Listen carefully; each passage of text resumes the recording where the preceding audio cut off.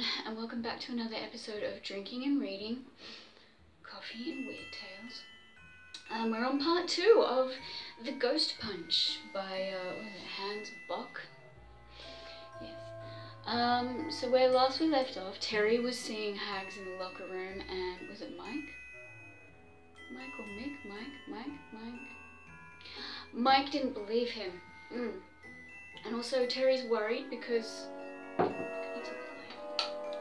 That's better. Terry was worried because there's a family curse and he thinks he's gonna die, and then the old hag has told him he's gonna die, and whatnot. Okay, so yeah. Part 2. The hag agreed pleasantly. Yes, you might as well keep your mouth shut. Talking won't do you any good. Only you can see me or hear me. Well, Terence O'Connor Flanagan, take a good look around you. Enjoy yourself while you may. After the 3rd round, well, you'll be seeing your father and your grandfather again. Now wait, Terry began. What's the matter, too loose? Mike demanded. Okay, Terry said. I guess I told you that, the gloves. Fucking cheers. The hag went on. 100 years ago, your great-grandfather fell in love with me and then jilted me. I swore I'd carry my vengeance beyond the grave, and that's just what I'm doing. Every male Flanagan has died or will die at the moment of his greatest triumph, and this is your triumph, isn't it? She tinged her voice with mock sympathy. Your poor little mother will no longer need to struggle. All your debts will be paid, and you'll be champion. You think? Ha! She launched some rather grade B laughter.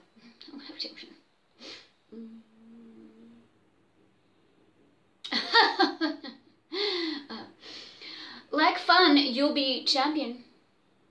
Like fun, you'll be champion, for I'm going to be in the ring with you. I'll deflect every blow that you aim, and in the 3rd round, the battling redskin will break your neck with a knock to the chin. Ooh. And if you're thinking that this is just a bad dream, don't fool yourself. It's not, as you'll find out. Fucking, what a bitch. Super fucking petty. Anyway.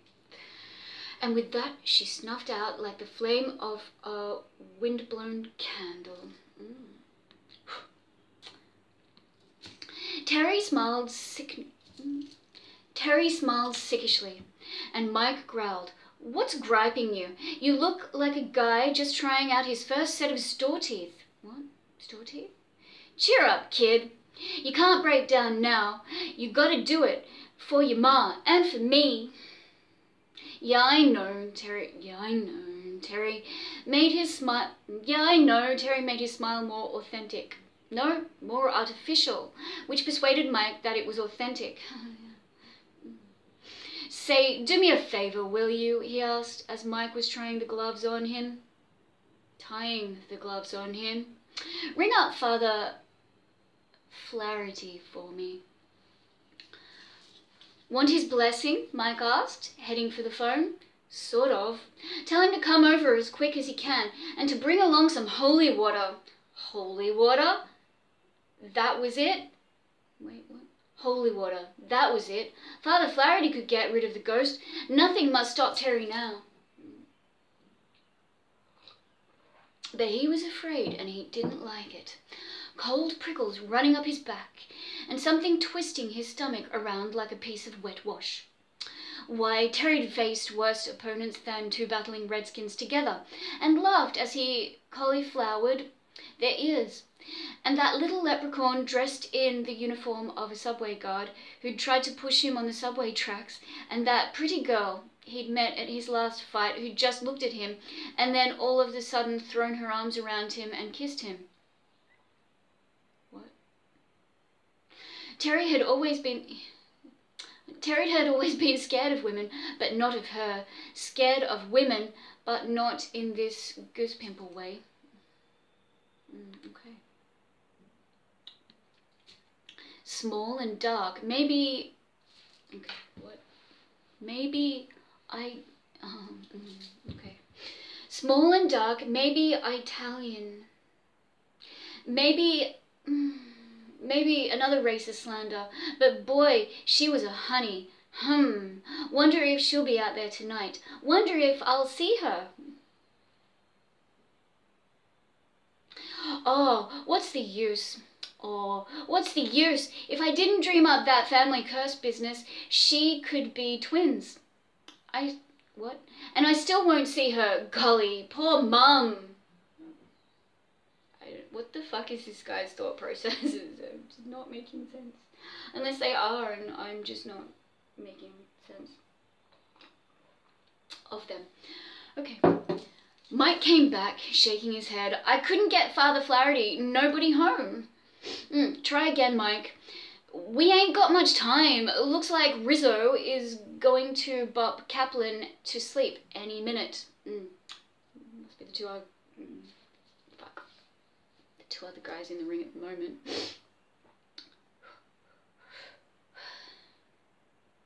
Then get a wriggle on, Mike. This is important. Mike thought that he understood.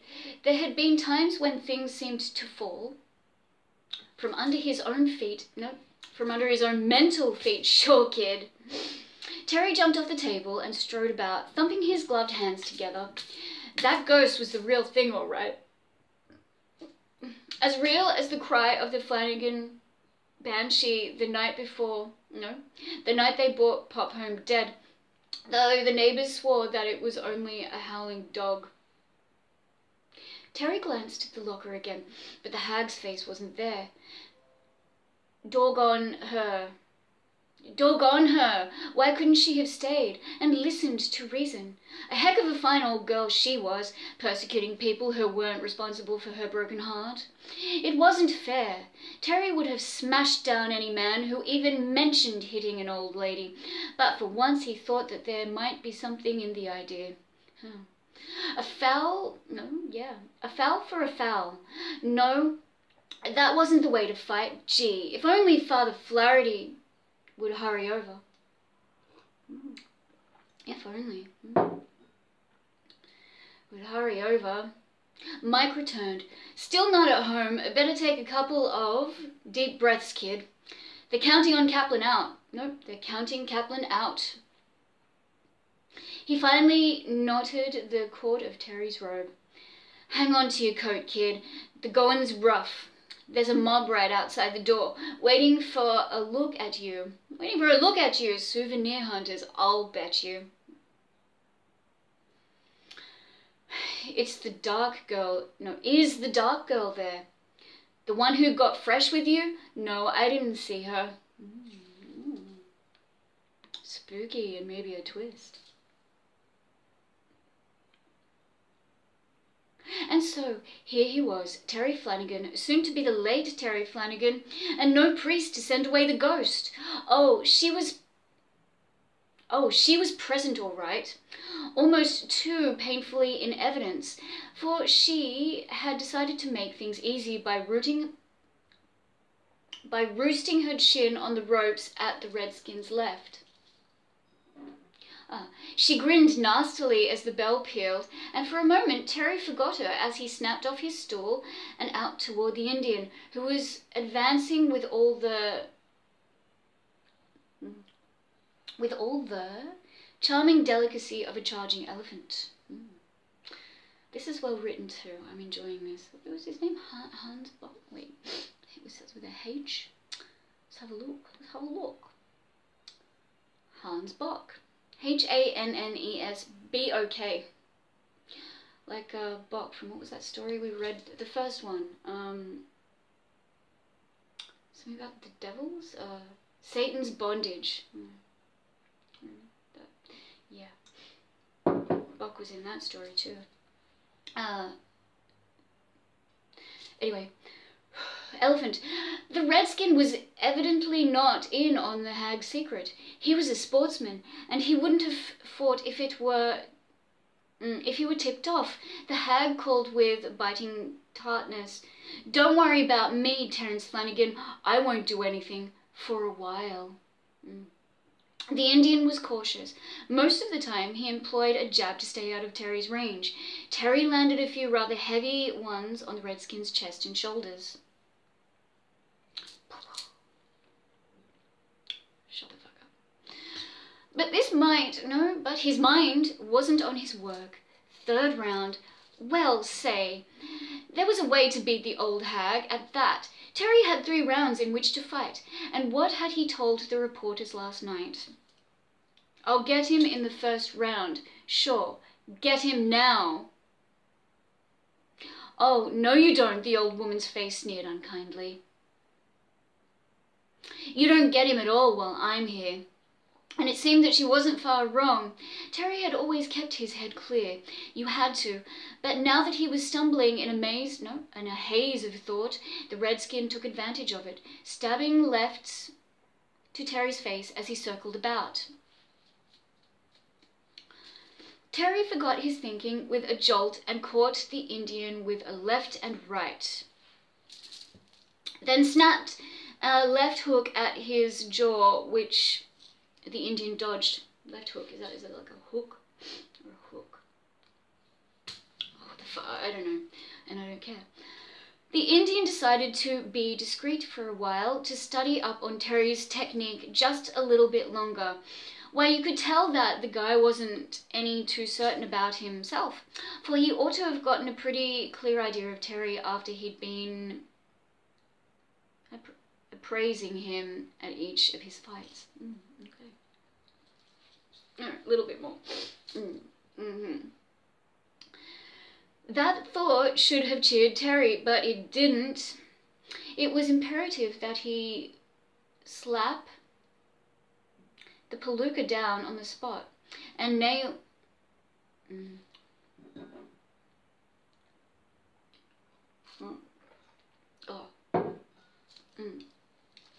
like I've been slapped a few times. The thought should have cheered Terry, but it didn't. It was imperative that he slap the palooka down on the spot, and he nailed him with a right smash on the chin. On the chin. He followed this with a left hook to the ear, and then hammered him with another right. Why, it seemed that the guy was dizzy already. The panty waist. That's an insult. The panty waist. This ought to be easy. Oh, so like a weakling? No. The Indian heartily concurred and did his best to make it difficult by waltzing around, using a jab to keep out of Terry's reach. And that was all of the first round. Terry wasn't even sweating as he thunked down on his stool. Holy smoke! Holy smoke, Mike groaned. What did you think you were doing, you oaf? Playing party games? You're supposed to beat his brains out. Well, go in and do it.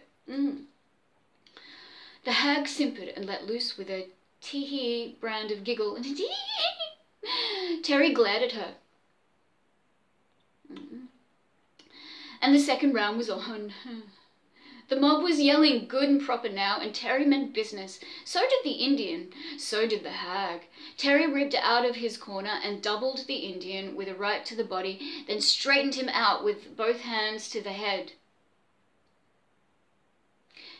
and staggered him with a left hook to the jaw. As the Indian awkwardly lifted his feet to dance around the jab, the hag's face flitted from its perch on the ropes and intervened between the battlers.